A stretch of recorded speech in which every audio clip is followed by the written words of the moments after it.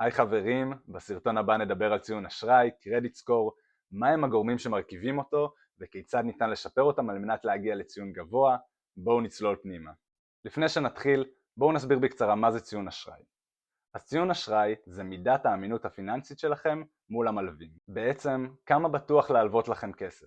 ציון האשראי בארצות הברית נע בין 300 ל-850, ככל שהציון גבוה יותר, ככה אתם נחשבים אמינים יותר אל מול המלווים. ציון האשראי שלכם מחושב על בסיס 5 מרכיבים מרכזיים, שלכל אחד מהם השפעה שונה על הציון הכולל.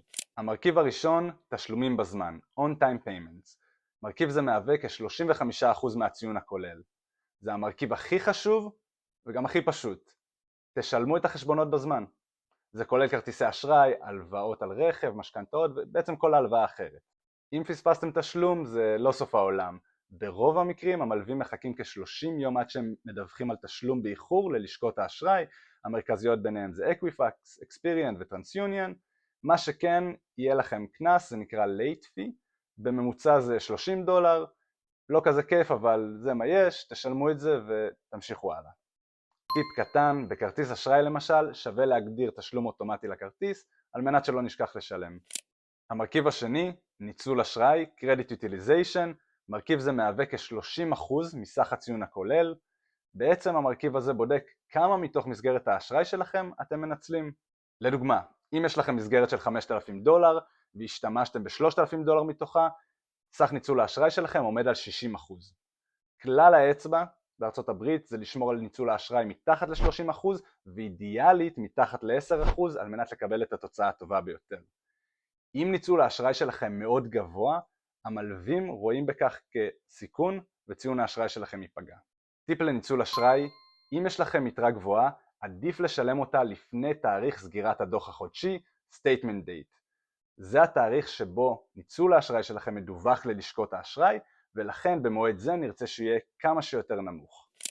המרכיב השלישי, אורך היסטוריית האשראי, Length of Credit History, מרכיב זה מהווה כ-15% מסך הציון הכולל, זה בעצם בודק כמה זמן החשבונות שלכם פתוחים. ככל שהיסטוריית האשראי שלכם ארוכה יותר, כך ציון האשראי שלכם יהיה גבוה יותר. מרכיב זה מושפע משני אלמנטים עיקריים, הראשון שביניהם הוא מה הגיל של האשראי הוותיק ביותר שלכם, של החשבון הוותיק ביותר שלכם, ואלמנט שני, מהו הגיל הממוצע של סך החשבונות שלכם. זה בעצם נותן למלווים אינדיקציה כמה ניסיון ואמינות יש לכם בניהול אשראי לאורך זמן. טיפ, כשזה נוגע לכרטיסי אשראי, אל תסגרו את כרטיס האשראי הוותיק ביותר שלכם, אלא אם אין ברירה. ובנוסף, אל תפתחו יותר מדי כרטיסי אשראי בבת אחת, כי זה מוריד את הגיל הממוצע. טיפ נוסף, אם אתם חדשים בעולם של האשראי, אופציה מעולה היא שבן משפחה או חבר יוסיף אתכם כמשתמש מורשה, Authorized User, לאחד הכרטיסים שלו עם היסטוריה תשלומים טובה וארוכה, כי ההיסטוריה הזאת תתווסף לדוח האשראי שלכם, ל-Credit Report, וזה יעלה את הגיל הממוצע של החשבונות שלכם. המרכיב הרביעי, מגוון סוגי האשראי, Credit Mix, זה מהווה כ-10% מהציון הכולל. מרכיב זה בודק בעצם כמה סוגים שונים של אשראי יש לכם. זה יכול להיות כרטיסי אשראי, הלוואה לרכב, משכנתא וכדומה. המלווים אוהבים לראות שאתם יודעים לנהל סוגים שונים של חוב בצורה אחראית. טיפ בנוגע לקרדיט מיקס, אין מה לנסות לשפר את המרכיב הזה רק בשביל ציון האשראי. אם אתם לא צריכים לקחת הלוואה לרכב, משכנתא או לכל דבר אחר, פשוט אל תיקחו.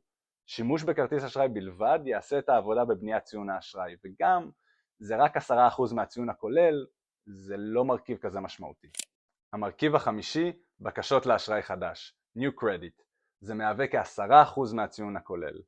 בכל פעם שאתם מגישים בקשה לאשראי חדש, המלווה בודק מול לשכות האשראי בנוגע לדוח האשראי שלכם, והבדיקה הזאת נקראת Hard Inquiry או Hard Pull. כל בדיקה כזאת יכולה להוריד את הציון זמנית, אבל לרוב זה לא משמעותי וחוזר לעצמו אחרי מספר חודשים. חשוב לדעת שבדיקות חדשות נשמרות לכם בדוח האשראי למשך שנתיים, ורק לאחר מכן הן נעלמות ממנו. טיפ, עדיף לחכות כמה חודשים בין בקשה לבקשה, ובנוסף, כלל האצבע אומר שמלווים מאוד לא אוהבים לראות 6 או יותר בקשות בדוח האשראי שלכם, זה מוריד מאוד את הסיכוי לקבל אשראי חדש. אז בואו נסכם את הדברים המרכזיים.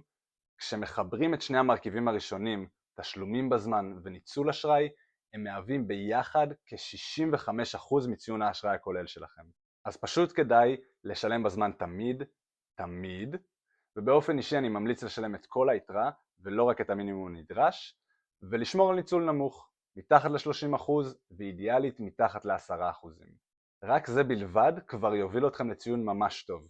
יש כאלה ששואפים להגיע למקסימום לציון של 850, אבל האמת היא שציון מעל 740 כבר נחשב ציון מאוד טוב, וברמה הזאת אתם תקבלו תנאים מעולים כמעט לכל מה שתרצו. אז פשוט תאמצו הרגלים טובים, תהיו עקביים, והציון שלכם יעלה בהתאם.